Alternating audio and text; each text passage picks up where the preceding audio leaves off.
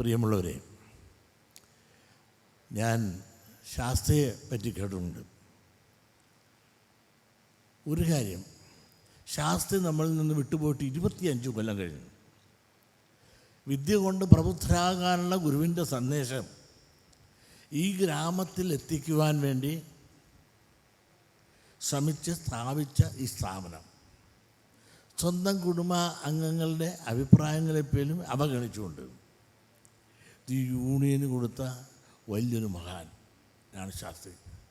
25 കൊല്ലമായി അദ്ദേഹത്തിൻ്റെ പൂർണ്ണകായ പ്രതിമ മരണശേഷം സ്ഥാപിക്കുവാൻ ഇന്നത്തെ ഭരണസമിതി കാണിച്ചുവെങ്കിൽ അവർ നന്ദിയുള്ളവരാണ്.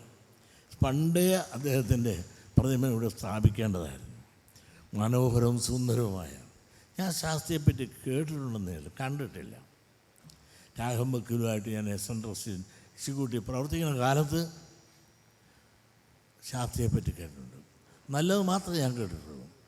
അങ്ങനെ ആ നല്ല വലിയൊരു മനുഷ്യൻ, അതികായൻ, സുന്ദരമായൊരു പ്രതിമ, മനോഹരമായി.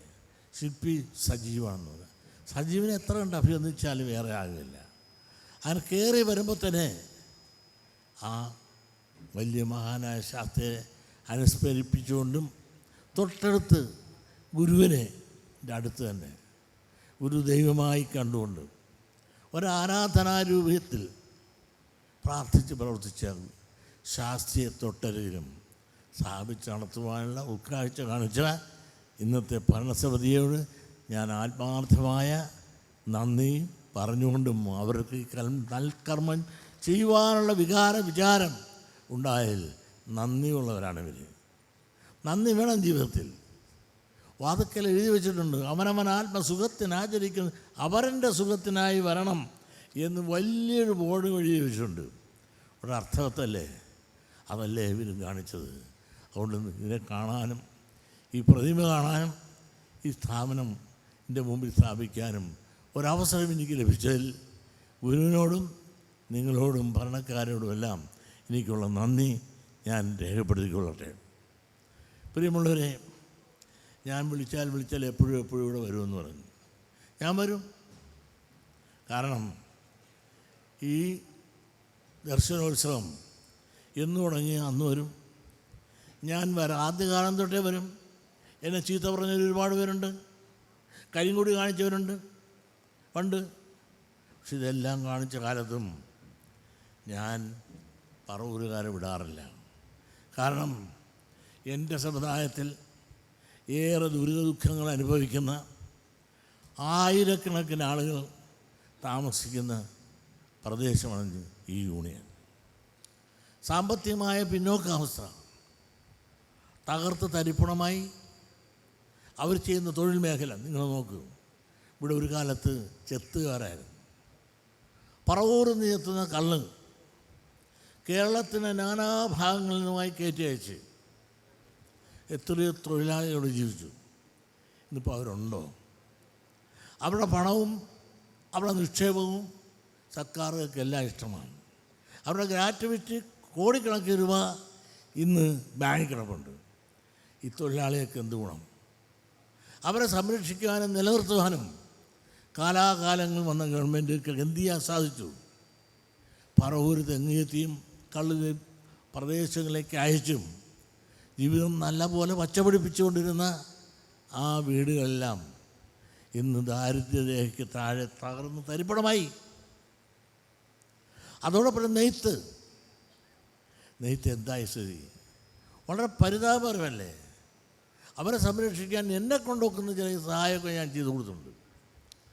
കൃഷിയായാലും നെയ്ത്തായാലും കയറായാലും ഇതെല്ലാം കൊണ്ട് മാത്രം ജീവിച്ചുകൊണ്ടിരിക്കുന്ന ഈ പ്രദേശത്തിലെ സമുദായങ്ങളുടെ ദുരിത ദുഃഖങ്ങൾ തൊട്ടറിഞ്ഞ എനിക്ക് അത് പറയാനും പ്രവർത്തിക്കാൻ മാത്രമല്ല, നിങ്ങളുടെ കണ്ണീര് കുടിക്കാൻ ഞാൻ വരത്തില്ല. കണ്ണീരൊപ്പാൻ എന്നെ കൊണ്ടൊക്കുന്നത് ചെയ്യുക എന്നുള്ളത് എൻ്റെ ഒരു ധർമ്മവും കർമ്മവുമാണ്. അതിലേക്ക് വേണ്ടിയിട്ടാണ് ഞാൻ വന്നപ്പോൾ എനിക്ക് മനസ്സിലായി, സാമ്പത്തികമായി വളരെ പിന്നോക്ക അവസ്ഥയിലാണ് സമുദായം. കാലാകാലങ്ങളിൽ ഒരുപാട് പേര് ഭരിച്ചും പോയി. പക്ഷേ ഈ അടിസ്ഥാന വർഗത്തെ ഉയർത്താനോ വളർത്താനോ ഉള്ള നിയമവും ചട്ടങ്ങളും ഇവിടെ ഉണ്ടായിട്ടില്ല. സംഘടിത മതശക്തികളും ന്യൂനപക്ഷങ്ങളും കേരളത്തിൻ്റെ ഖജനാവ് പല ന്യായങ്ങളും നീതികളും പറഞ്ഞുകൊണ്ട് സാമ്പത്തികം ചോർത്തിക്കൊണ്ടു പോകുമ്പോൾ ഈ അടിസ്ഥാന വർഗത്തിന് തൊഴിലുറപ്പ് മാത്രം കിട്ടുന്ന ദുരവസ്ഥയും, വീടില്ലാത്തവരാരാണെന്ന് ചോദിച്ചാൽ മഹാഭൂരിപക്ഷവും, ഭൂമിയില്ലാത്തവരാരാണെന്ന് ചോദിച്ചാൽ മഹാഭൂരിപക്ഷവും നിരപരാധി പിന്നോക്ക സമുദായമാണ്. ഇന്ത്യക്ക് സ്വാതന്ത്ര്യം കിട്ടി 75 കൊല്ലം കഴിഞ്ഞിട്ടും അതിന് കാര്യമായ മാറ്റം വരാതിരിക്കുകയും സംഘടിതമായി നിൽക്കുന്ന ന്യൂനപക്ഷ സമുദായം കേരളത്തിൻ്റെ ഖജനാവ് പല വിധത്തിലും ന്യായത്തിലും ഖജനാവ് ചോർത്തിക്കൊണ്ടുപോകുന്നത് അവരെവിടെ എത്തി, നമ്മളിവിടെ കിടക്കുന്നു. ഈ വ്യത്യാസം ഞാൻ മനസ്സിലാക്കിയപ്പോൾ ഈ സമുദായത്തെ ഉദ്ധരിക്കുവാൻ സാമ്പത്തികമായ സഹകരണവും സഹായവും കൊടുത്തേ പറ്റൂ എന്നുള്ള എൻ്റെ അനുഭവം. അതാണ് മൈക്രോ ഫൈനാൻസ്. നിങ്ങളൊന്ന് ആലോചിക്കണം. ഇവിടെ ടീച്ചർ പറഞ്ഞു ചിക്കുപായം ശരിയാണ്. പലരും വിചാരിച്ചിരുന്നു ഇവൻ തണ്ടൻ മണ്ടൻ, കുടകറുകാരൻ, കള്ളുകച്ചവടക്കാരൻ, വിവരദോഷി, ഒന്നും അറിയാത്തവൻ എന്നൊക്കെ പറഞ്ഞ് എന്തെല്ലാം വിമർശിച്ചെന്നെ ഞാൻ വന്ന കാലത്ത് 30 കൊല്ലം. പക്ഷെ നിങ്ങളൊന്ന് മനസ്സിലാക്കണം, ഇവിടുത്തെ പാവപ്പെട്ടവൻ്റെ ഹൃദയത്തുടിപ്പ് നല്ലപോലെ അറിഞ്ഞ് ഏതാണ്ട് 60-65 കൊല്ലങ്ങൾക്ക് മുമ്പ് എനിക്കിപ്പോൾ 89 വയസ്സ് തികയാണ്. അടുത്ത 90-ാമത്തേക്കിലേക്ക് പ്രവേശിക്കാൻ പോവുകയാണ്. ഞാൻ ചെറുപ്പമായിരുന്ന കാലത്ത് ഞങ്ങളുടെ നാട്ടിൽ അവിടെ എല്ലാവരും താമസിക്കും പാവപ്പെട്ട കുടികിടപ്പുകാരെ അറുകാൽപ്പര ഓടിട്ട് വിടയില്ല. ആ വീടുകളിലെ ദാരിദ്ര്യ ദുഃഖങ്ങൾ കണ്ടുകൊണ്ട് വളർന്ന ഞാൻ, ദാരിദ്ര്യ ദുഃഖമില്ലാതെ സമ്പന്ന കുടുംബത്തിൽ ജനിച്ച ഞാൻ, എൻ്റെ അച്ഛൻ വലിയ സമ്പന്നനും ഒരുപാട് തേങ്ങ കിട്ടുന്നവനും 1.25 ലക്ഷം നാളികേരം കിട്ടുന്നവനും 120 കുടികിടപ്പുകാരുണ്ടായിരുന്നവനും കയർ എക്സ്പോർട്ടർ ഉണ്ടായിരുന്നവനുമാണ്, കയർ ഉൽപ്പന്നം. അങ്ങനെ സമ്പന്ന കുടുംബത്തിൽ ജനിച്ചതാണെങ്കിൽ പോലും പാവങ്ങളുടെ ഇടയിൽ ഇറങ്ങി അന്ന് ഓരോ പാവപ്പെട്ടവൻ്റെ വീട്ടിലും ഞാൻ സന്ധ്യാസമയത്ത് ചെന്നിരുന്ന് അവർ ചെല്ലുമ്പോൾ എനിക്ക് ചിക്കുപായാണ് ഇട്ടിരുന്നത്. അവിടെ ഇരിക്കാൻ ഒരു ബെഞ്ചില്ല, ഡെസ്കില്ല, കസേരയില്ല. മെഴുകുതിരി, അതല്ല ചിമ്മിണി, അല്ലെങ്കിൽ ചില റാന്തൽ, കറണ്ടേ ഇല്ല. അങ്ങനെ ആ പാവപ്പെട്ടവരെ ആ ഒരു പഞ്ചായത്തിൽ മുഴുവൻ സംഘടിപ്പിച്ചുകൊണ്ട് കൂട്ടുകുടുംബയോഗങ്ങളുണ്ടാക്കി തെങ്ങ് കെട്ടിയെടുത്ത് അതിൽ നിന്ന് അവർക്ക് തന്നെ ലോൺ കൊടുത്തുകൊണ്ട് അന്ന് പവന് 120 രൂപ വിലയുള്ളൂ. ഞാൻ കല്യാണം കഴിക്കുന്നതിന് മുമ്പാണ്. ഞാൻ കല്യാണം കഴിക്കുമ്പോൾ 140. ആ 120 രൂപ പവന് വിലയുള്ളായിരുന്ന കാലത്ത് ആർക്കും കല്യാണം കഴിക്കാൻ, വസ്തു മേടിക്കാൻ, രോഗചികിത്സ, ഈ ബ്ലേഡ് രാജാക്കന്മാരെല്ലാം ഓടിച്ചുകൊണ്ട് ഒരു സാമ്പത്തിക വിപ്ലവം എൻ്റെ നാട്ടിൽ എനിക്ക് വരുത്താൻ സാധിക്കും. ആ അനുഭവം മനസ്സിലാക്കിക്കൊണ്ട് തന്നെയാണ് നമ്മുടെ സമുദായത്തെ സമുദ്ധരിക്കുവാൻ, സാമ്പത്തികമായി അവരെ ഉയർത്താതെ മാർഗമില്ല എന്ന് കണക്കാക്കിക്കൊണ്ടാണ് മൈക്രോ ഫൈനാൻസ് തുടങ്ങി വളരെ ഭംഗിയായിട്ട് വളരെയധികം സമ്പത്ത് നിങ്ങൾക്ക് മേടിക്കുവാനും ഒരു പരിധിവരെയെങ്കിലും വൃത്തിയായിട്ടും വിനയായിട്ടും നടക്കാൻ, മിതവ്യയശീലം, സമ്പാദ്യശീലം, ഗുരുഭക്തി, ഇതെല്ലാം ജീവിതശൈലിയായി മാറ്റാനും നമുക്ക് സാധിച്ചു. എന്നെ അന്ന് ആട്ടി ഓടിച്ചവരുണ്ട്, കരിങ്കൊടി കാണിച്ചവരുണ്ട്. ഇന്നിപ്പോൾ കരിങ്കൊടി കാണിക്കുന്നില്ല. എന്നോട് വളരെ സ്നേഹമായി പെരുമാറുന്നു. എത്രയോ പേർക്ക് നമുക്ക് വീട് വെച്ച് കൊടുക്കാൻ സാധിച്ചു. എത്രയോ പേരുടെ ദുഃഖം തീർക്കാൻ ഈ സംഘടനയ്ക്ക് സാധിച്ചുവെങ്കിൽ അത് നമ്മുടെ കൂട്ടായ്മയാണ്. ആ കൂട്ടായ്മയുടെ പ്രവർത്തനത്തിൻ്റെ പേരിലാണ് എനിക്ക് പത്മശ്രീ കിട്ടിയത്. എനിക്ക് പത്മശ്രീ കിട്ടിയെങ്കിൽ അത് നിങ്ങളുടേതാണ്, എൻ്റേതല്ല. ഞാൻ മൈക്രോ ഫൈനാൻസിലൂടെ പ്രവർത്തിച്ച് കോടിക്കണക്കിന് രൂപ ഇവിടുത്തെ പാവങ്ങൾക്ക് കൊടുത്തതിൻ്റെയും സംഘടനാപരമായി നടത്തിയ ആ കൂട്ടായ്മയുടെ പ്രവർത്തനത്തെയും വിലയിരുത്തിക്കൊണ്ടാണ് എനിക്ക് പത്മശ്രീ തന്നു എങ്കിൽ അത് വെള്ളാപ്പള്ളി നടേശനല്ല, സമുദായത്തിലാണ് നിന്നത്. ആ സമുദായത്തിൽ നിന്ന് പത്മശ്രീയുടെ എല്ലാ അവകാശികളും ഈ മുമ്പിരിക്കുന്ന നിങ്ങളാണ് എന്നുള്ള ബോധം എനിക്കുണ്ട്. അതല്ലാതെ ഞാനല്ല. ആ സമ്പാദ്യശീലം വന്നുകൊണ്ട് നിങ്ങളെല്ലാം തന്നെ ആ പണം നല്ല രീതിയിൽ ഉപയോഗിക്കുകയും തിരിച്ചടയ്ക്കുകയും ചെയ്തതോടുകൂടി ഒരു സാമ്പത്തിക വിപ്ലവം നടത്താൻ സാധിച്ചതിൻ്റെ കണക്കെടുപ്പുകളും കേന്ദ്ര ഗവൺമെൻറ് നടത്തി തന്നു എങ്കിൽ അതിൻ്റെ പിന്നിലെ ശക്തി സമുദായമാണ്. അതുകൊണ്ട് പത്മശ്രീ തന്നു എങ്കിൽ അത് സവിനയം നിങ്ങളുടെ മുമ്പിലേക്ക് സമർപ്പിക്കുകയാണ്. പ്രിയമുള്ളവരെ, ഇതെല്ലാമാണെങ്കിൽ പോലും ഞാനിപ്പോൾ 30 കൊല്ലത്തോളം ആകുന്നു SNDP യോഗത്തിലും SNDRSലും ഭരണം നമുക്ക്.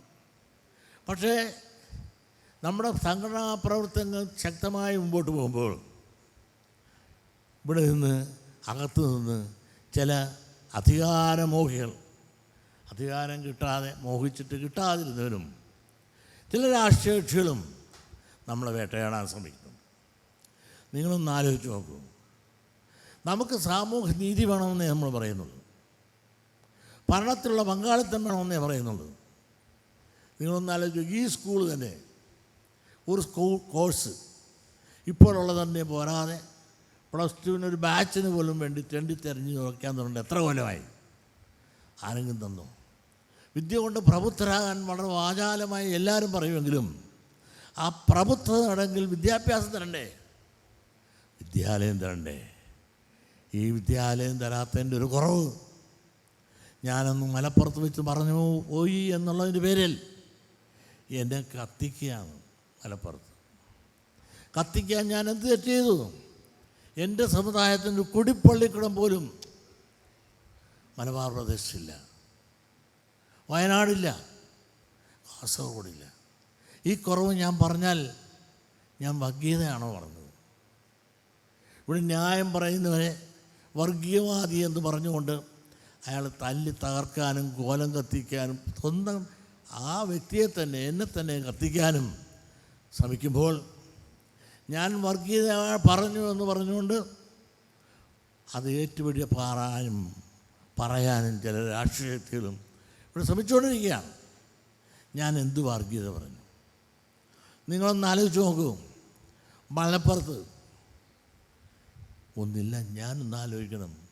പിന്നോക്ക സമുദായ മുന്നണിയിൽ നിന്നും സംവരണ സമുദായ മുന്നണിയിൽ നിന്നും എല്ലാം പറഞ്ഞ് ലീഗുമായിട്ടും എല്ലാം ചേർന്ന് ഇടതുപക്ഷത്തിന് ഇറക്കി UDF ഭരണത്തിൽ വരാൻ ഒരു കാലഘട്ടത്തിൽ അവരോടൊന്നിച്ച് secretariat march, MP Delhi march, parliamentary ഹൈക്കോടതി മാർച്ച് ഇതെല്ലാം നടത്തി LDF പോയി UDF വന്നപ്പോൾ ഭരണം വന്നപ്പോൾ ആലുവ മണപ്പുറത്ത് പോലും വെച്ച് കണ്ട ഭാവമില്ല. നമുക്ക് സ്കൂൾ തരുന്നില്ല, സ്ഥാപനം തരുന്നില്ല. ഈ കുറവുകൾ ഞാൻ പറയുമ്പോൾ എന്നെ കുറ്റം പറയുകയാണോ വേണ്ടത്? കുറവ് യാഥാർത്ഥ്യമാണെങ്കിൽ കുറവ് പരിഹരിക്കാനുള്ള ചിന്തയല്ലേ വേണ്ടത്? നമ്മളെല്ലാം സഹോദരരാണെന്ന് പറഞ്ഞാൽ സഹോദരരായാൽ പോലില്ല, സഹോദരത്തിൻ്റെ ഗുണങ്ങൾ ലഭിക്കാവുന്ന പ്രവൃത്തികൾ ഉണ്ടാകണ്ടേ? കിട്ടുന്നതെല്ലാം ഒറ്റയ്ക്ക് വിഴുങ്ങിയാൽ മതിയോ? ബാക്കിയുള്ളവർക്ക് കൊടുക്കണ്ടേ? ഇത് പറയുമ്പോൾ ജാതിയാണോ? ഇവിടെ ജാതിയുണ്ട്, മതമുണ്ട്, വർണ്ണമുണ്ട്, വർഗമുണ്ട്. ജാതി വ്യവസ്ഥ ഇവിടെ നിയമപ്രകാരം നിലനിൽപ്പുണ്ട്. അതുകൊണ്ട് ജാതി പറയുന്ന അഭിമാനമാണ്, അപമാനമല്ല. ഇവിടെ സാമ്പത്തിക സംവരണമില്ലേ, സാമുദായിക സംവരണമില്ലേ, 140 സീറ്റുള്ള 14 റിസർവേഷനില്ലേ? നിങ്ങളെല്ലാം നോക്കും. ജനാധിപത്യം വന്ന് ഇവിടെ എത്തിയെന്ന്. മതാധിപത്യത്തിന് ജനാധിപത്യം വഴിമാറിക്കൊടുക്കേണ്ട ഒരവസ്ഥയിലേക്ക് മാറി. സംഘടിത ന്യൂനപക്ഷങ്ങൾ ഇന്ന് ജനാധിപത്യത്തെ ഹൈജാക്ക് ചെയ്യുകയാണ്. അതിൻ്റെ പേരിൽ എന്നെ ക്രൂശിക്കുകയാണ്.